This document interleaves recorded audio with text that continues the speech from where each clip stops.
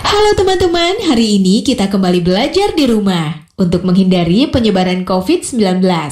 Kali ini kita belajar dengan menyimak sebuah tayangan matematika mantul mantap betul tentang perbandingan. Ayo sediakan alat tulis dan bersiaplah menjawab pertanyaan. Halo sahabat edukasi. Nah, apa itu perbandingan atau rasio? Perbandingan atau rasio digunakan untuk membandingkan besaran suatu benda dengan benda lainnya. Nah, besaran benda ini banyak, bisa dari ukurannya, bisa berupa panjang, kecepatan, massa, waktu, atau banyak bendanya, dan banyak hal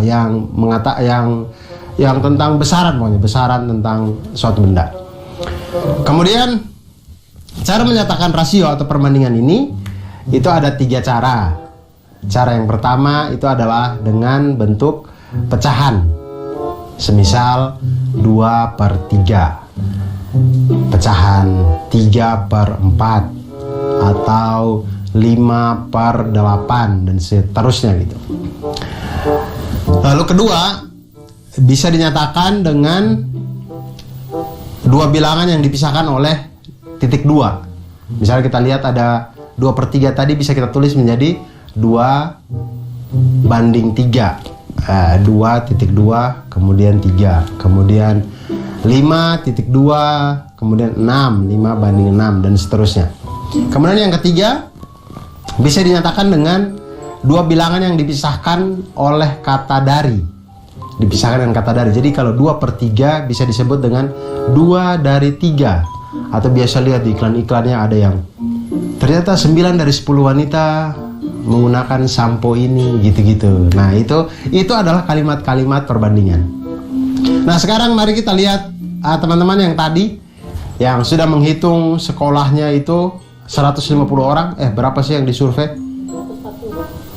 Mereka mensurvei 540 siswa yang ada di sekolahnya. Mana yang lebih berapa banyak yang membaca berita dari mading dan berapa banyak yang lebih suka dari broadcast message.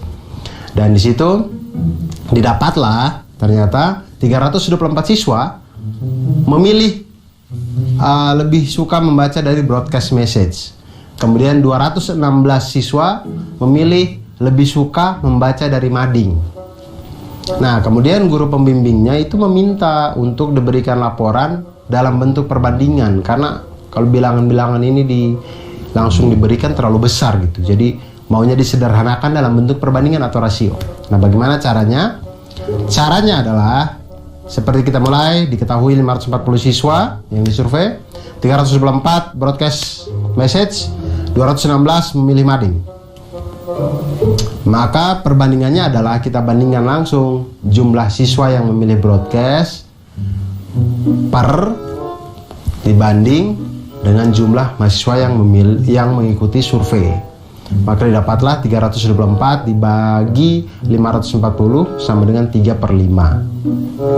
Jadi rasio 3 dari 5 siswa menyatakan bahwa 3 dari setiap 5 siswa yang mengikuti survei itu memilih untuk membaca berita dari broadcast message. Kemudian perbandingan banyaknya siswa yang memilih mading terhadap jumlah siswa yang mengikuti survei. Langsung banyaknya jumlah siswa yang memilih mading per banyaknya siswa yang mengikuti survei. Kemudian dapatlah 216 per 540 sama dengan 2/5. Nah, rasio 2 dari 5 ini dibacanya adalah 2 dari setiap 5 siswa yang mengikuti survei itu memilih untuk membaca berita melalui mading.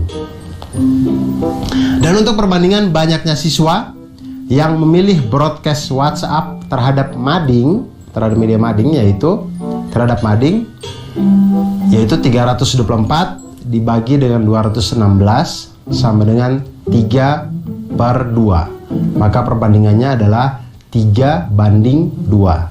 Dan perbandingan itulah yang tadi akan dilaporkan oleh OSIS kepada guru pembinanya. Begitu sahabat edukasi. Ternyata belajar perbandingan ini memudahkan kita dalam menggambarkan sesuatu, menggambarkan suatu keadaan, menggambarkan suatu besaran. Jadi teman-teman ketika menemukan suatu tempat atau suatu keadaan yang itu dia heterogen segala macam, jadi banyak hal yang bisa ditemukan di situ, itu bisa kita sederhanakan dengan menampilkan data berupa rasio atau perbandingan. Dan itu sehari-hari, karena kita bisa melihat jarak antar kota, kemudian pembuatan peta, kemudian miniatur barang, modeling dan segala macamnya, itu semuanya dengan konsep perbandingan. Oleh karena itu, jangan pernah lelah untuk belajar matematika, karena matematika akan selalu membuat kita menjadi lebih mantap. Bagaimana teman-teman? Sudah paham ya pelajaran tentang perbandingan senilai? Yuk kita latihan menjawab soal berikut. 1. Bentuk sederhana dari perbandingan 20 banding 5.000. Perbandingan senilai. Semakin besar A, semakin besar juga B. Dua perbandingan atau rasio yang sama membentuk suatu perbandingan senilai. Jadi biasanya perbandingan senilai ini dipisahkan oleh tanda sama dengan. Dan perbandingan senilai adalah suatu pernyataan yang menyatakan bahwa dua rasio itu adalah sama. Sekarang kita lihat masalah yang tadi dialami oleh dua teman kita tadi, sahabat edukasi. Mereka ingin membuat kue ya. Keduanya berniat membuat 21 kue. Dalam resep itu ada 3 kue memerlukan 270 gram terigu. Kemudian 5 buah telur dan 120 gram gula. Nah, berapa banyak bahan-bahan yang diperlukan untuk membuat 21 kue? Jika harga terigu adalah Rp9.000 per kilogram, telur adalah Rp2.500 per butir, dan gula pasir adalah Rp12.000 per kilogram. Berapa banyak kue yang bisa dibuat jika dia hanya mempunyai uang Rp50.000? Kalau saya sih punya uang Rp50.000, daripada bikin kue mending beli gorengan, beres. Nah, pertama kita buat perbandingan senilainya dulu. Biasanya perbandingan senilai kita pakai tabel. Kita buat tabelnya. Karena 3 kue memerlukan 270 gram terigu, 5 buah telur, dan 120 gram gula, maka kita bisa buat tabel. Tabelnya menjadi kue 3, kemudian terigu 270, telur 5, gula 120. Nah, masalah selanjutnya adalah, lalu untuk 21 kue, itu kita misalkan terigunya adalah X, kemudian telurnya adalah Y, dan gulanya adalah Z. Kenapa begitu? Ya namanya juga matematika. Matematika itu yang begitu. Kita harus misalkan. Kita misalkan karena kita belum tahu. Nah, sekarang dari tabel yang sudah kita misalkan tadi, kita sekarang bisa menghitung dengan perbandingan senilai. Hitungan pertama untuk terigu misalkan. Maka terigu itu kita dapat dengan membuat perbandingan 3/21 sama dengan 270 per X. Dikali silang. Di situ 3X sama dengan 270 kali 21. Kemudian 3X sama dengan 5.670. X sama dengan kedua ruas dikali dengan sepertiga. X sama dengan 5.670 per 3. X sama dengan 1.890. Maka terigu yang dibutuhkan untuk 21 kue adalah 1.890 gram terigu. Dan yang kedua, telur. Sama dengan perbandingan senilai, kita pakai data yang di tabel tadi. Perbandingannya kita dapat 3/21 sama dengan 5 per Y. Dikali silang, 3Y sama dengan 5 kali 21, 3Y sama dengan 105. Kemudian kedua ruas kita kali dengan sepertiga, Y sama dengan 105 per 3, Y sama dengan 35. Nah, jadi telur yang dibutuhkan untuk membuat 21 kue itu adalah 35 butir telur. Dan yang berikutnya, hal yang sama kita lakukan kepada gula. Kita ambil perbandingannya 3/21 sama dengan 120 per Z. 3Z kita kali silang. 3Z sama dengan 120 kali 21. 3Z sama dengan 2.520. Kemudian kedua ruas kita kali dengan sepertiga. Maka Z sama dengan 2.520 per 3. Z sama dengan 840. Nah, jadi gula yang dibutuhkan untuk membuat 21 kue itu adalah 840 gram gula. Jadi tabel yang tadi bisa kita lengkapi dan kita lihat semakin banyak kue, maka bahan-bahannya juga semakin banyak. Nah, inilah yang menunjukkan bahwa ini adalah perbandingan senilai. Nah, jadi kita lihat tadi harga telur, harga terigu dan harga gula itu sudah ada diketahui. Kita lihat untuk 3 kue ternyata memerlukan uang 270 gram terigu kita rubah ke kilogram menjadi 0,27 kilogram dikali dengan Rp9.000 per kilogram. Dihasilkanlah di situ Rp2.430 per kilogram untuk 3 kue untuk bahan terigu. Kemudian telur ada 5 butir, 5 kali Rp2.500 sama dengan Rp12.500 per Rp2.500 per 5 butir telur tadi. Kemudian gula itu ada 120 gram, kita rubah ke kilogram menjadi 0,12 dikali dengan Rp12.000 sama dengan Rp1.440. Jadi jumlah uang yang dibutuhkan untuk membuat 3 kue itu adalah terigu 2.430, telur 12.500 dan gula 1.440 sama dengan 16.370 untuk 3 kue. 3 kue hampir 17.000. Lebih murah gorengan memang sebenarnya. Kemudian kita lihat perbandingannya sekarang 50.000 tadi untuk dapat berapa kue ya. Jadi 3 kue itu senilai 16.370. Maka berapakah X kue sehingga dia mendapatkan Rp50.000? Kita buat perbandingan senilai.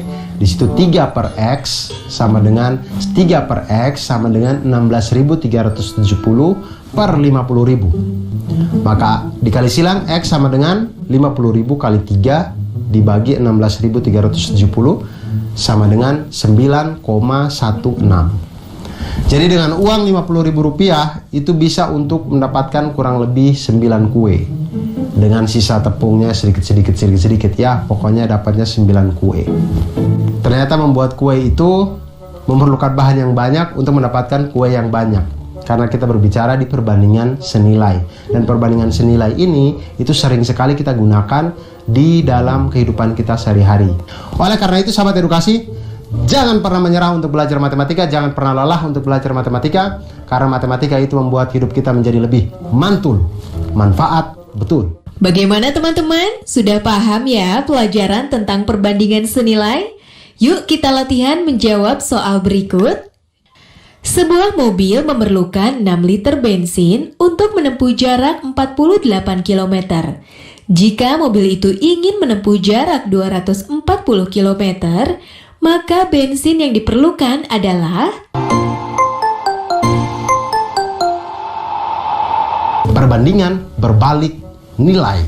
Nah, apa bedanya perbandingan berbalik nilai dengan perbandingan senilai? Perbandingan senilai itu tadi seperti yang saya jelaskan, sahabat edukasi, bahwa perbandingan senilai itu ketika sisi yang satu semakin besar, maka sisi yang satunya juga akan makin besar.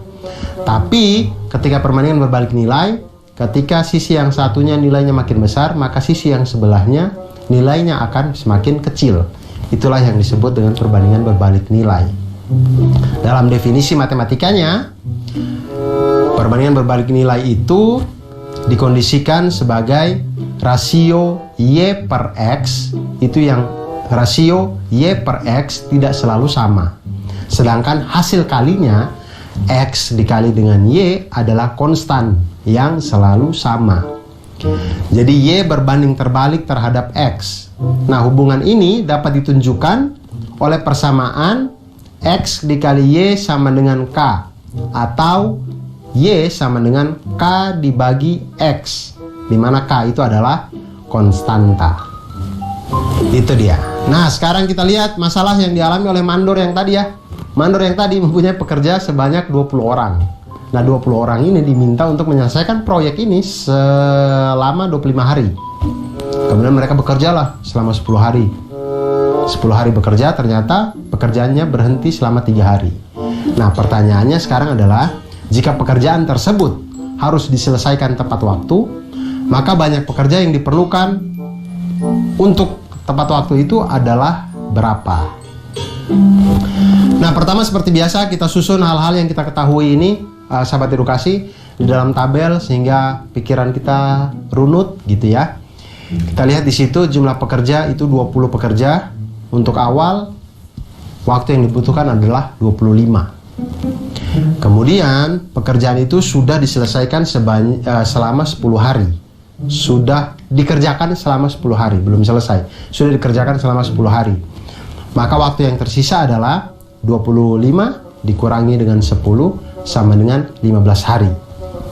Jadi selama 10 hari bekerja itu ada 20 pekerja. Kemudian selanjutnya, setelah 10 hari bekerja, pekerjaan ini terhenti selama 3 hari. Maka kita lihat di situ waktu yang tersisa adalah 15 dikurang dengan 3 sama dengan 12. Jadi waktu yang tersisa tinggal 12 hari. Nah, di situ kita lihat dari tabel yang kita buat ini ada 20 pekerja, waktunya 25 hari. Nah, sekarang X pekerja untuk 12 hari. Nah, berapa banyak nih pekerjanya? Nah, seperti yang tadi di konseptualnya bisa kita lihat, kita kalikan langsung 20 dikali dengan 15 sama dengan X dikali dengan 12. Di situ didapatlah X sama dengan 20 kali 15 dibagi 12, X sama dengan 25. Jadi pekerja tambahan yang dibutuhkan adalah 25 dikurangi dengan 20 sama dengan 5 orang. Jadi mandor yang tadi dia harus ambil lagi 5 orang untuk membantu 20 orang yang awal agar pekerjaan itu selesai dalam waktu 12 hari.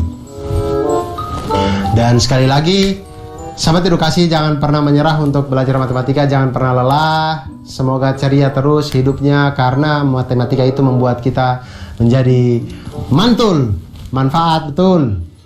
Bagaimana teman-teman? Sudah paham ya pelajaran tentang perbandingan senilai? Yuk kita latihan menjawab soal berikut.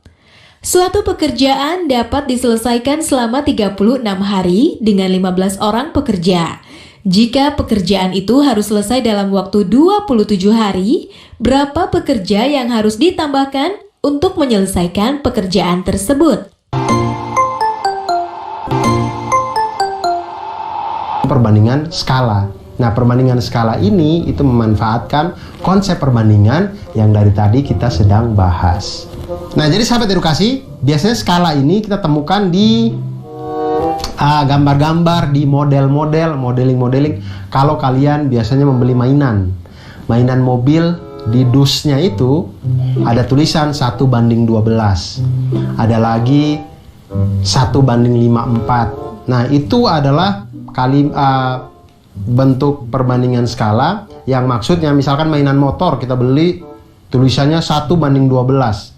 Itu maksudnya 1 cm pada model yang kita beli itu mewakili 12 cm pada ukuran yang sebenarnya. Jadi kalau gambar itu kita besarin sebanyak 12 kali, jadinya seperti motor yang sebenarnya. Seperti itu. Nah, setiap peta itu memiliki skala dan setiap model juga biasanya memiliki skala. Tidak hanya peta, ada denah, ada miniatur kendaraan, maket, dan banyak lagi benda lainnya menggunakan skala.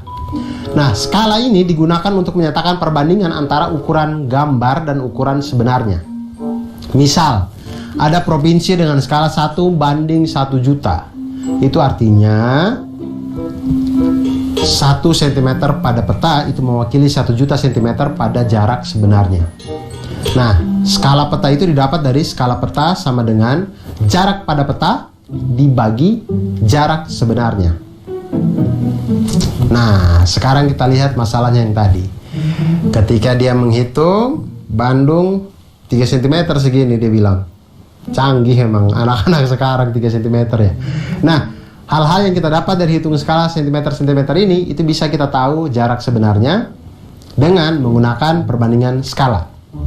Tadi kita lihat jalur yang mereka pilih.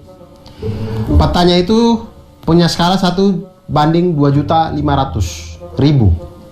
Kemudian pada peta tersebut jarak kota A ke kota P, ya kita simbolkan saja ya tadi Bandung ke Cimahi apa Sukabumi apa tadi ya. Kota A ke kota P itu ada 3 cm.